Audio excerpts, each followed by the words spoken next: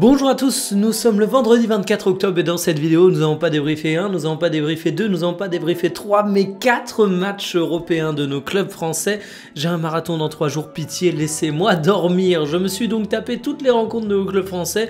Je dis tapé parce qu'il y a eu du très bon mais il y a également eu quelques déceptions et quelques moments un peu ennuyeux quand on regardait ces matchs en connaissant d'ores et déjà le résultat. Si vous n'avez pas suivi les épopées européennes de nos clubs français, eh bien on va parler de tout ça et on terminera le journal en parlant d'un sujet qui n'a strictement rien à voir mais qui est tout de même très intéressant, à savoir la prolongation de Lionel Messi. Installez-vous confortablement et bienvenue pour le journal du jour.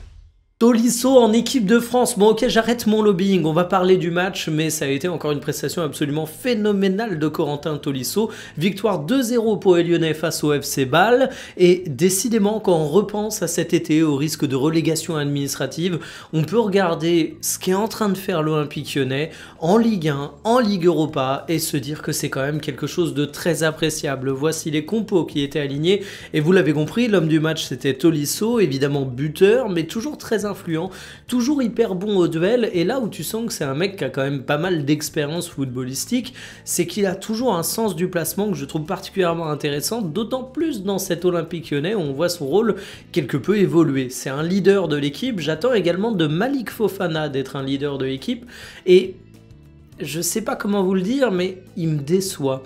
Alors c'est pas le plus mauvais Lyonnais au cours de la rencontre, très loin de là, mais je place l'exigence à l'aune de son talent, et Fofana c'est un joueur immensément talentueux, il a fait des bonnes choses au cours de la rencontre, mais j'ai l'impression que ça fait déjà quelques matchs qui marquent un peu le pas, et ça a été assez révélateur ici. J'ai pas non plus été totalement convaincu par la prestation de Tessman, mais je vais arrêter d'être négatif, parce que sinon, si on prend dans son ensemble l'Olympique Lyonnais, ça a été une équipe bien organisée, ça a été une équipe qui a su se montrer dangereuse, ça a été une équipe, on le voit statistiquement, qui mérite amplement sa victoire, et finalement c'est pas Shaqiri qui en face a été le plus dangereux, c'est Otélé, et c'est un score mérité pour les Lyonnais, mais ça aurait pu donner un 2-1 ou quelque chose du style, mais en tout cas j'ai juste envie de dire bravo, parce que la gestion depuis ce début de saison, elle est exemplaire. On a eu du spectacle à Lille, mais pas sûr que le dénouement plaise aux supporters du LOSC, hein, des buts à foison, mais aussi une énorme polémique d'arbitrage, à tel point qu'Olivier Létang, le président du LOSC, a dit avoir écrit au boss de l'UEFA pour s'en plaindre. Il visait bien évidemment un penalty qui a été refusé et qui pourtant était amplement justifié pour l'équipe française. Je le dis non pas par chauvinisme, mais parce que là, je vous avoue que j'ai juste pas compris pourquoi l'arbitre a fait ce choix. Voici les compositions qui étaient alignées, et 3-4 c'est déjà pas courant comme score, mais le LOSC a été mené 3-0 à l'issue de la première mi-temps, la faute à une charnière aux fraises. Faut également parler de Thiago Santos qui a été apocalyptique, et Genesio s'est trompé en fait dans sa rotation. Et ce que j'aime bien chez Bruno Genesio, c'est qu'après le match, il s'en est pas caché. Alors il y a une décision arbitrale qui a de quoi faire râler du côté de Lille, mais Genesio il l'a dit, je me suis planté. Et Genesio, c'est un mec qui a quand même un sacré CV européen avec les clubs français, il a réussi quelques beaux coups, y compris au LOSC, mais quand il se plante, il le dit, et effectivement on peut comprendre qu'il ait envie de tenter une rotation. Parfois ça ne fonctionne pas, il s'en cache pas, j'ai juste envie de dire bravo monsieur.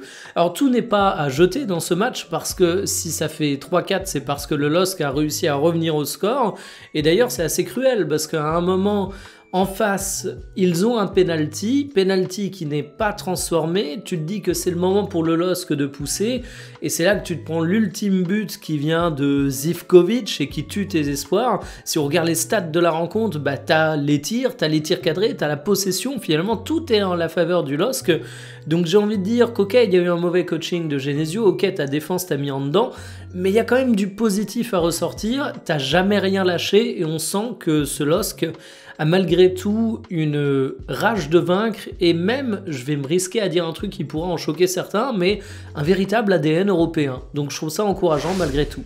Match nul pour Strasbourg, et je dois vous avouer que j'en attendais plus, mais on sentait que Rosenior avait déjà la rencontre face à l'Olympique Lyonnais de ce week-end en tête. Il avait fait tourner au cours de cette rencontre, et d'ailleurs, si tu ne t'inclines pas face à Bialystok, t'as des trucs à retenir qui sont fondamentalement plutôt positifs. Voici les compositions qui étaient alignées, et l'homme du match, il n'était dans aucun des 11 de départ. Il s'agit de Panicelli, entrant buteur avec un retourné qui marquera les esprits parce qu'il a juste été sublime.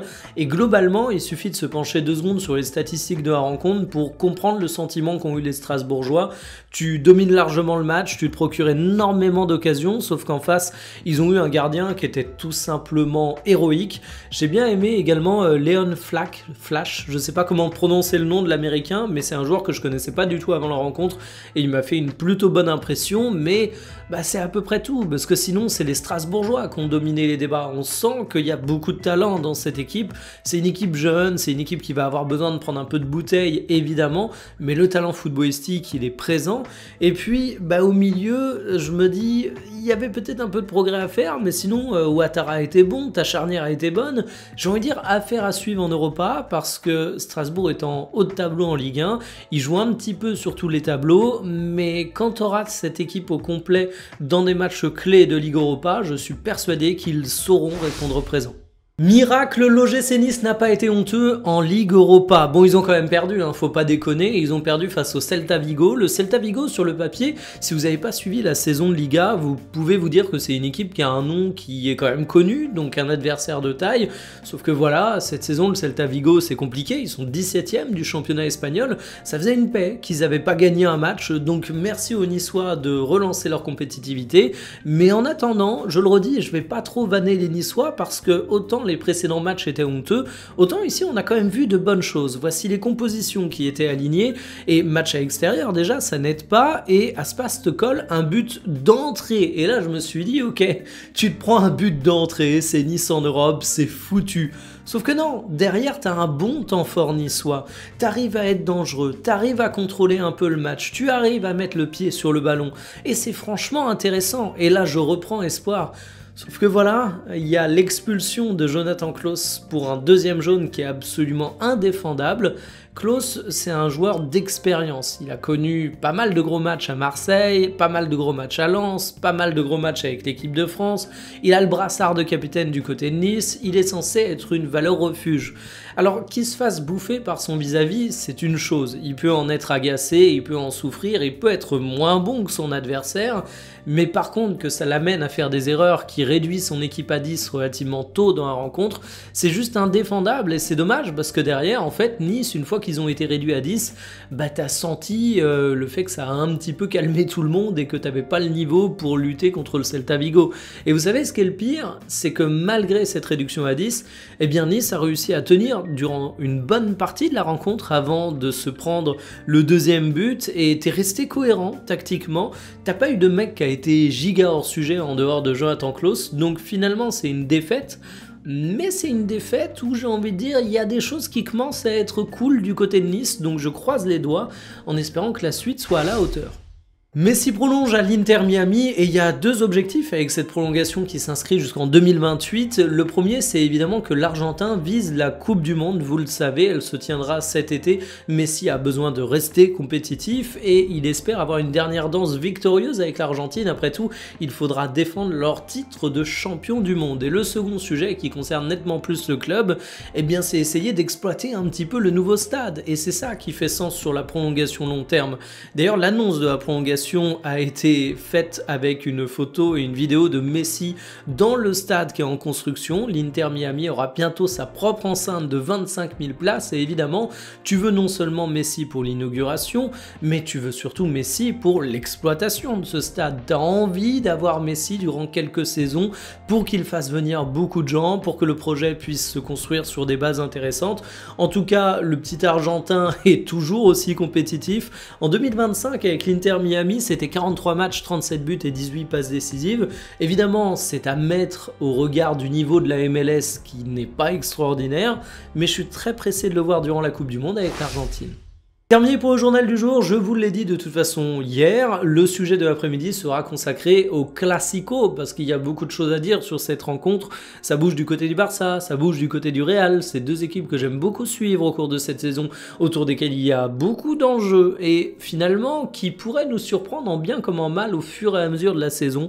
Aujourd'hui, j'ai assez peu de certitudes, mis à part le fait que je prends plaisir à les suivre, donc franchement, j'ai rarement autant attendu un Classico. C'est assez surprenant, je pense, pour vous vous d'entendre ça, parce que j'ai pas l'impression que c'est le classico le plus hypé de ces derniers mois ou de ces dernières années, mais moi franchement je l'attends comme un ouf. Donc voilà, on en parlera, je vous donne rendez-vous cet après-midi, je vais essayer d'être à l'heure, mais je crois que c'est foutu pour cette semaine. Passez un bon week-end, salut.